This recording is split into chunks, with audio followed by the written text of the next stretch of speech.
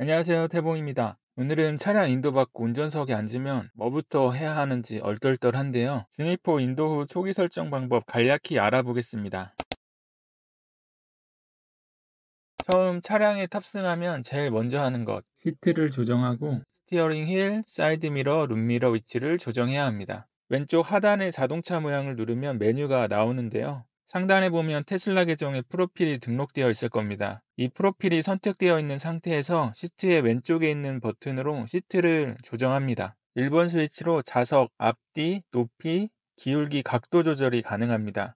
2번 스위치는 등받이 각도를 조정하고요. 3번 스위치는 요추바지를 조정합니다. 조정 후 화면에 뜨는 저장 버튼을 눌러서 설정을 저장해주세요.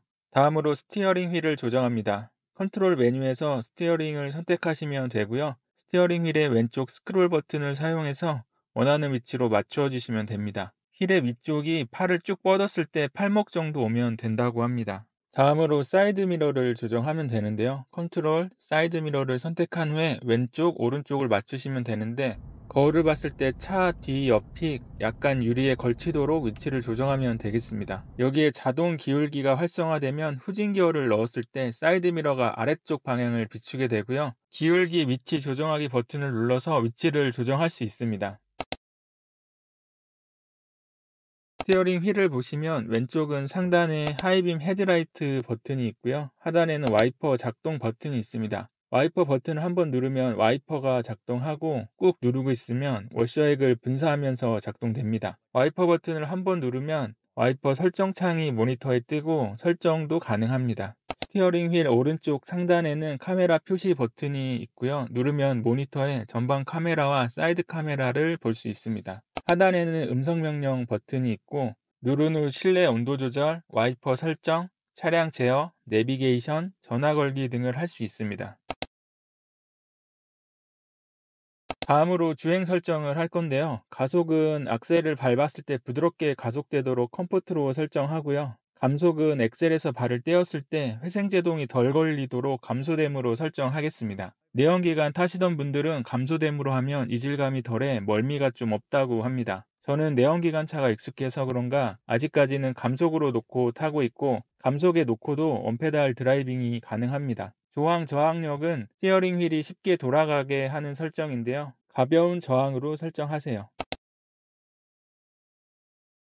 공조장치는 모니터 하단을 눌러 설정이 가능합니다. 한번 누르면 설정창이 위로 올라오고요. 빠르게 온도만 변경하시려면 온도를 누른 채로 왼쪽이나 오른쪽으로 터치하면 바로 변경이 가능합니다. 보통은 자동으로 설정하시면 되고, 나오는 바람을 터치하고 있으면 한쪽 에어컨을 끌 수도 있습니다.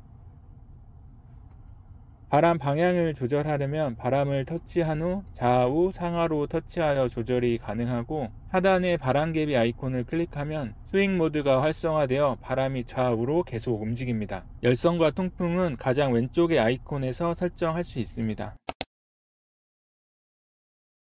다음은 오토파일럿 설정입니다. 테슬라 구매 이유가 오토파일럿이기 때문에 바로 설정하시고요. 오토스티어 베타 버전을 선택하시면 됩니다. 안내 및 동의 화면이 나오는데 읽어보시고 네 누르시면 됩니다. 속도 설정은 속도 제한과 현재 속도가 있는데, 제가 현재 쓰고 있는 현재 속도의 경우 현재 운행하고 있는 속도로 오토파일럿 최대 속도가 설정되고, 속도 제한으로 설정하게 되면 현재 도로의 제한 속도에 오프셋 값을 더해 오토파일럿 최대 속도가 설정됩니다. 처음 샀을 때 속도 제한으로 설정하면 오토파일럿 시작 후 급가속을 하게 되어 무조건 현재 속도로 설정하고 최대 속도를 올리는 방식으로 사용하라고 하였는데요. 업데이트 후에는 속도 제한으로 설정해도 부드럽게 가속한다고 합니다. 속도 제한으로 놓고 쓰셔도 무방할 것 같아요. 다음으로 속도 제한 경고인데, 디스플레이 경고음 중 선택이 가능하고, 경고음으로 선택하면 현재 도로의 제한속도 표지판을 읽어서 제한속도보다 차량 속도가 높을 경우 계속 알림음을 내줍니다. 다만 표지판을 카메라로 읽기 때문에 이면 도로의 표지판을 잘못 읽는 경우가 많아 정확도가 많이 떨어져 디스플레이로 설정하는 것을 추천드립니다.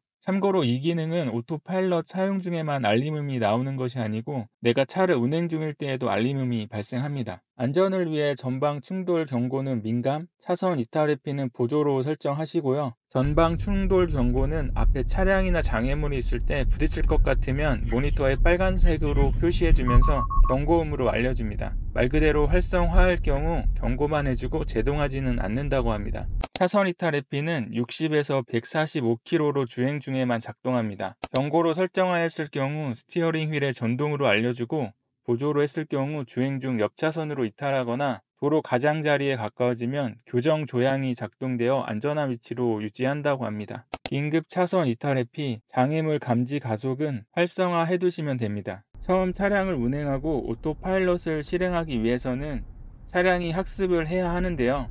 보통 10에서 20km 정도 운행하면 가능하다고 합니다. 그 전에는 차량 모니터 왼쪽 위에 스티어링 휠 아이콘이 있는데 그 아이콘 주위에 파란색 테두리로 현재 진행률이 표시됩니다. 오토파일럿 실행이 가능하면 파란색 테두리가 없어집니다. 오토파일럿 실행은 스티어링 휠 오른쪽 버튼을 누르면 되고요. 좌우 버튼은 차간거리 2에서 7 조정이 가능합니다. 제가 운행해보니까 차간거리는 2로도 충분한 것 같습니다. 2로 설정해도 옆 차선에서 충분히 끼어들기 할 수 있을 정도입니다. 위아래로 스크롤 할 경우에는 최대 속도를 설정할 수 있습니다. 설정된 최대 속도는 제한 속도 옆에 숫자로 표시됩니다. 그리고 오토파일럿 실행 시에는 차선이 파란색으로 표시되는데요. 실행 시 차선 배경을 무지개색으로 표시하려면 토이박스에서 레인보우를 활성화하시면 됩니다. 오토파일럿 실행 중을 확실히 할 수 있도록 이 설정은 활성화 하시는 걸 추천드립니다. 다음으로 안전 메뉴는 감시 모드 블랙박스를 설정할 수 있습니다. 주차 중 감시 모드를 설정하시려면 버튼을 눌러 활성화하시면 되고 대신에 주차 중에도 절전 모드로 들어가지 않기 때문에 배터리 소모가 많은 편이어서 추천드리지는 않습니다. 주차 환경에 따라 다르지만 대략 12시간 정도 켜놓았을 경우 5% 내외로 소모된다고 하고 이를 충전 비용으로 따지면 3에서 5,000원 사이라고 할 수 있습니다. 활성화하게 되면 집, 직장, 즐겨찾기 위치를 제외할 수 있고 이를 인식하려면 위치에서 500m 이내에 주차해야 한다고 합니다. 반대로 설정한 위치에서 500m 이내일 경우 감시 모드가 작동하지 않으니 주의를 해야 합니다. 블랙박스는 자동, 경적시로 설정을 해주시고 자동으로 설정했을 경우 물리적 충격이나 에어백이 터졌을 때 블랙박스 영상이 글로브박스의 USB에 저장됩니다. 경적을 눌렀을 경우 누른 시점부터 10분 이전까지 USB에 저장됩니다.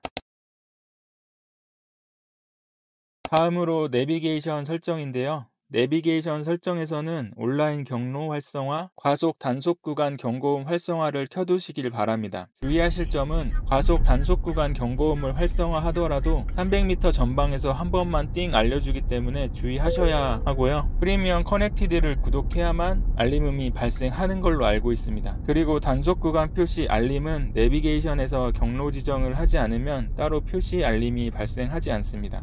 이 정도 설정하시면 처음 주행할 때는 무리 없이 가능할 것 같습니다. 설명란에 짧게 요약해 놓을 테니 처음 인도하시는 분들은 보시고 빠르게 설정해보세요. 처음 차를 타고 나갈 때 차량 운전이 굉장히 미숙했는데요. 걱정하지 마시고 5분에서 10분 정도만 하시면 바로 익숙해지실 겁니다. 안전운전 하시고요. 다음에 더 유익한 영상으로 오겠습니다. 감사합니다.